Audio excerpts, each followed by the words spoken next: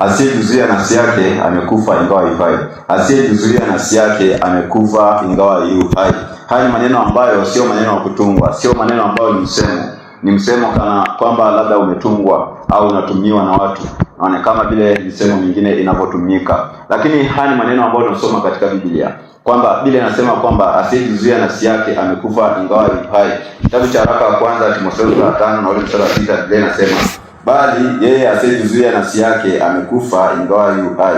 Anasema bali yeye asiyejizuia nafsi yake amekufa ingawa yu hai. Maana yake ni kwamba mtu ambaye hawezi kujizuia anatafsirika kwamba amekufa, ingawa anaweza kawa anatembea, lakini huyo mtu amekufa. Maana yake ni nini? Maana yake sisi tumepewa uwezo wa kujizuia. Tumepewa uwezo wa kujizuia, lakini mtu inapofika hawezi kujizuia, sasa hawezi kujizuia. Maana kila kitu anaweza kufanya, kila kitu anaweza kukiruhusu kiingie ndani yake, huyo mtu atakuwa mfu. Huyo mtu anatafsirika kwamba amekufa ingawa yu hai. Kwa hiyo katika siku hizi watu wengi wanashindwa kujizuia. Watu wengi wanashindwa kujizuia. Na hii ni ishara au hii ni dalili ya kwamba tuko katika siku za mwisho, kwa sababu Biblia inasema tena, labda nisogee kitabu cha waraka wa pili wa Timotheo 3 ambapo Biblia anasema lakini ufahamu neno hili ya kuwa siku za mwisho kutakuwa kwenye nyakati za hatari. Maana watu watakuwa wenye kujipenda wenyewe, wenye kupenda fedha, wenye kujisifu, wenye kiburi, wenye kutukana, wasiotii wazazi wao, wasio na shukrani, wasio safi. Anasema wasiowapenda wakwao, wasiotaka kufanya suluhu, wasinziaji. Lakini pia anasema wasiojizuia, wakali, wasiopenda mema, wasaliti, wakaidi,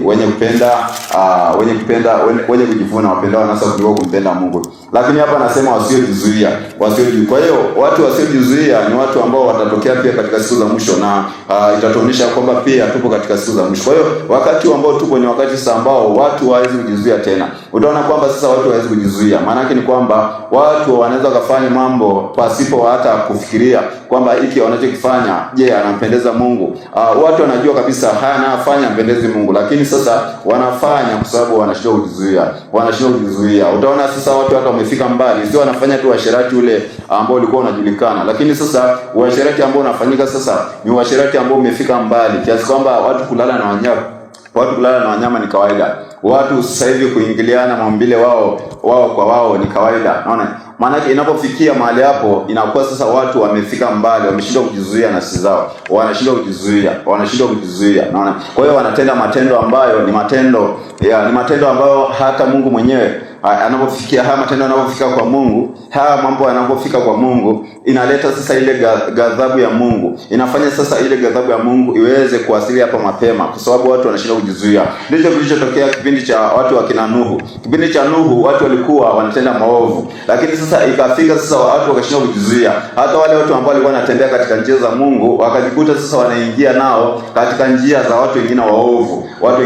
Kwa hiyo wale wana Mungu wakatamani mabinti za wanadamu na wakajitwalia wake huko, maana yake wameshindwa kujizuia. Kwa hiyo sasa katika siku hizi watu ambao ni waitwa wa Kristo wanashindwa sasa kujizuia. Wanaona sasa watu wa kidunia ni kama wanaendelea vizuri. Watu wa kidunia ni kama wanasawi vizuri katika uovu wao. Kwa hiyo wanajikuta wanashindwa kujizuia, wanajikuta nao wanajichangamana na watu wa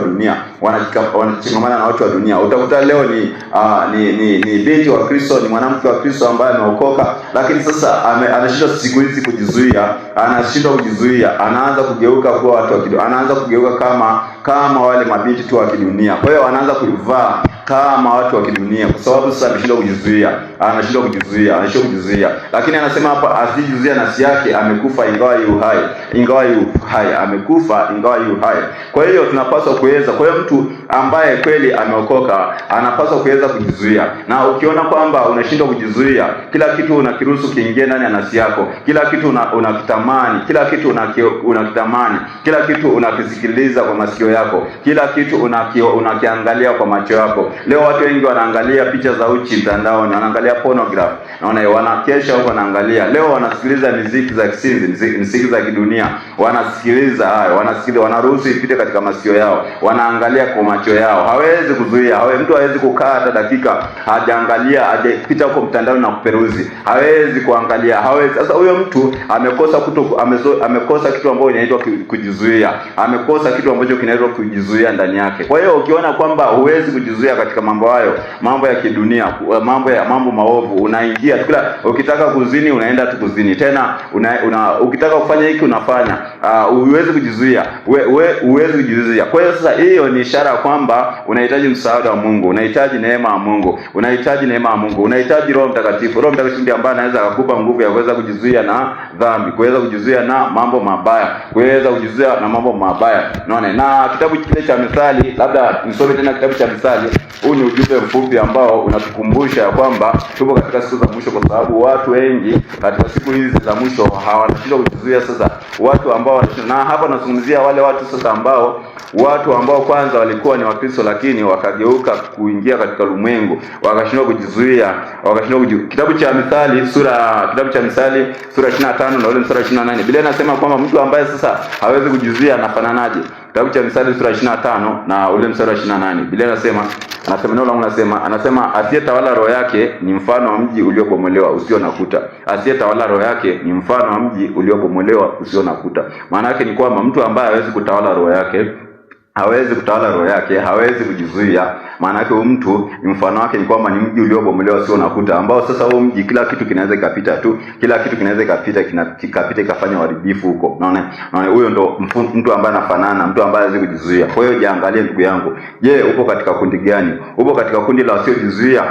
Watu wasiojizuia ni watu ambao wametajwa kwamba watakuja kutokea katika siku za mwisho. Unaona, kwa hiyo angalia upo katika kundi gani. Leo maasi yanayotendeka sio kwamba eti kwamba anatendeka, sio kwamba maasi ambayo yanatendeka ulimwengu, sababu Biblia inasema kwamba hakuna jambo jipya chini ya jua. Sio kwamba alikuwa atendeki, lakini sasa watu wamekosa kujizuia. Kwa hiyo sasa wanavuka mipaka. Unaona? Kwa hiyo solution ni kwamba ni kumpokea Yesu Kristo ili aweze kupata nguvu ya kuweza kujizuia kufanya dhambi, uasherati, ulevi, unaona, ya kutumia madawa kulevya ambayo yanaharibu mwili wako, kutumia vitu kama hivyo, sigara, ugoro. Unaona, unatumia vitu ambavyo vinaharibu mwili wako. Unaona, na sio kwamba unapenda lakini unashindwa sasa kujizuia. Kwa hiyo sasa unapaswa upate msaada wa Roho Mtakatifu. Roho Mtakatifu anapatikana leo bure na anabisha mlangoni mwako, moyoni mwako. Unaona, ni wewe tu kuamini na kumwamini Bwana Yesu na kuamua kutubu dhambi zako kwa kumwambia kuziacha kabisa,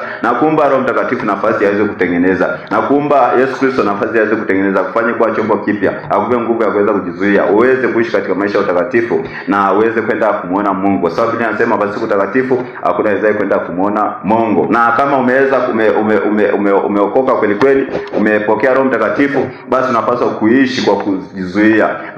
Sio kila kitu uangalie, kwa macho yako, sio kila kitu ukisikilize, sio kila kitu kitazame, sio kila kitu tamthilia, vichekesho upite huko uangalie watu wamevaa uchi, ulishe tu nafsi yako, unapaswa kuweza kujizuia na mambo haya ya kidunia vyote.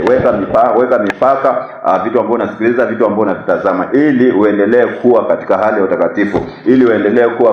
utakatifu, uweze kwenda kumuona Mungu. Kumbuka tunaishi katika siku za mwisho, parapanda imekaribia na Bwana Yesu Kristo yuko mlangoni. Wakati wote watakatifu wataweza kunyakuliwa. Hivyo basi ni wakati wa kujiandaa, na neema ya Mungu itusaidie. Shalom.